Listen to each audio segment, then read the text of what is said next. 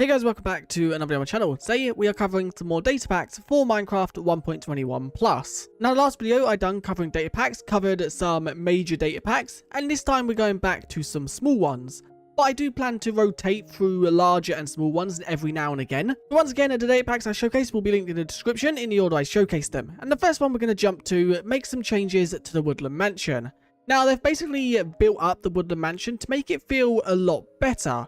And you can see just by looking at it, there's a lot more detail, definitely to the outside. Now this one has kind of spawned inside of a forest, which I actually kind of like. It looks like they've kind of built it over time. The land has grown over the mansion where they've been built many years ago. It's not just the outside that has been done up, it is also the inside. If we look, there is more rooms behind the stairs, and even the corridors have been built up to use a lot more blocks. Now as for the rooms, some of the rooms have also been added to, like this one for example, there's a little bit more inside of it. And I'm just going to quickly fly around a little bit, showcasing some of the rooms. This one has some redstone repeaters. There is also some new colouring in the carpet using now grey. That is the room we have just explored over there. And it also looks like stone bricks. There's a hidden room, which has a oak or dark oak tree with an axe. Okay, this room is new. I like this. This is a shout out to the loom, and it kind of looks like they've laid out a lot of different colors to build different banners. Maybe the ominous banner. We then have the classic pillager head room, and this one has now an enchantment table. So this is a way to find enchantment tables without needing to craft one. As I think I know why the enchantment table is there. Because if you break into the head, there is normally a lapis block, and there is still one there. Now as we just run around, you can see the prison cells with the LAs have also had slight updates. The LAs are still within them. And then if we head up to the second floor, okay, that I don't think is part of the Woodland Mansion. I think that's part of a cave that's kind of creeped in. But just exploring around, you can definitely see there are a lot of changes to the mansion. It's just been made a lot more modern. And it's definitely a place you can now come and live without needing to bring any resources with you. There's another enchantment table right here with like a wither spawner Easter egg behind with the soul sand. You just need the wither skeleton skulls.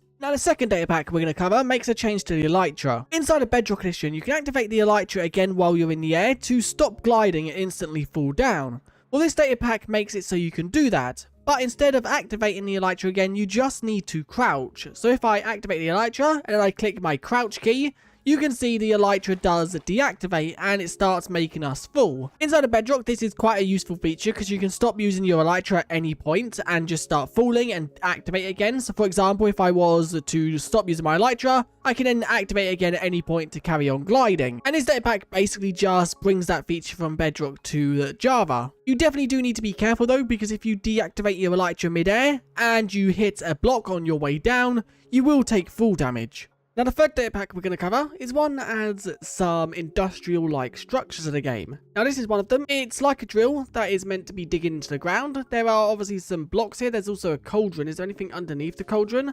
There is not. There is also a source of lava. And then just a lot of building blocks that you could probably come and collect. Now it does also add more. It doesn't just add this one. It does also add the grabber, which we'll quickly just head over to this one and see what this one looks like. Okay, so you can see this one is like a crane with then a pile of ores. I wonder if that pile of ores can be random or if it's always coal. Maybe that's something we'll explore. There is also then the redstone crack structure, which is just like a line of redstone as if the ground has cracked and produced some redstone. There is also then the industrial construction, which is like a half finished building. We have the building here with some copper grates. And then we do also have a lot of bamboo going around it as if it still needs a lot of building to be done. And I really like this one because this one could kind of symbolize where you could build a base. And you could kind of use the scaffolding as the template. And the final one we're going to showcase is the elevator, which if we just have a look at this one, you can see that this one is just an elevator. Now the question is, does this work? Because it looks like it would work. So I'm guessing if I press this button... No, that button doesn't do anything. What about this lever? No, that lever also doesn't do anything. That just turns on that light. There's a chest here with a bow and a lantern. Does this one do something? Yes, that one does. And it takes you up to there. And I'm guessing that's what the bow's for. Because if we shoot at this, then it should come back down. So yeah, it does kind of work, and I guess you could possibly extend this. So that's some of the structures. There are also some more that I haven't showcased, but the theme of this data pack is just structures that are like industrial themed. Now the fourth data pack is one that adds teleporters to the game. So these teleporters are crafted like so. We need 5 of the polished blackstone, we need 2 ender pearls, 1 eye of ender, and then a soul sand. And yes, that gets us a teleporter shrine, which I'm guessing we need 2 of these, so let's quickly just craft up 2. And there we go, so we now have 2 of them, and if I place this one down right here, interacting with it has its own custom screen. We have some clicks to toggle, and basically I think it checks for the pattern inside of this GUI.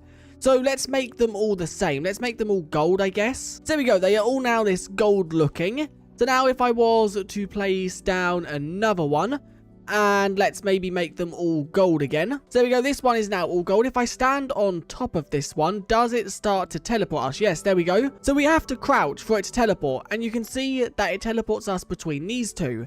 Now if I was to change one of these, so let's just change that final one to amethyst. If I was to crouch, you can see it doesn't do anything. No, it seems to have just teleported me to the side because there's no teleporter for it.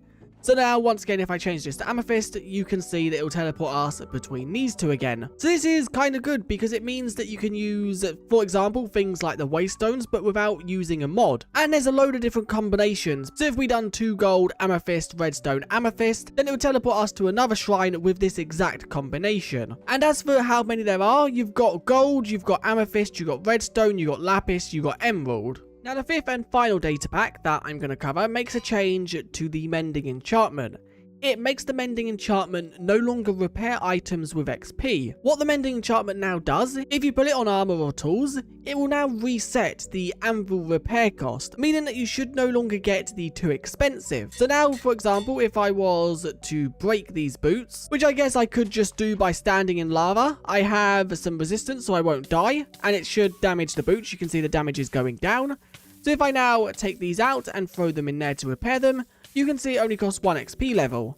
And if I now try to maybe enchant them up, so let's maybe grab protection 4, let's then also grab some thorns. So now let's go inside of survival mode and let's throw these on. So feather falling is 4, let's then throw the protection, which is also 4.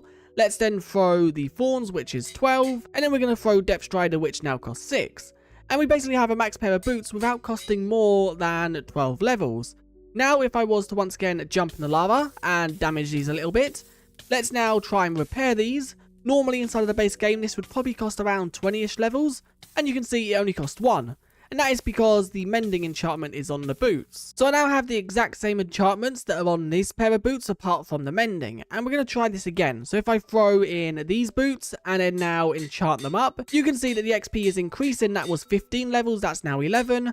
And then if I was to jump into this lava just to damage them a bit. So now if I tried to repair them, you can see that is 16 levels rather than the one that this pair of boots costs. And if we try again, so let's just damage them a little bit more. Let's now repair them again. You can see it's now gone up to 32.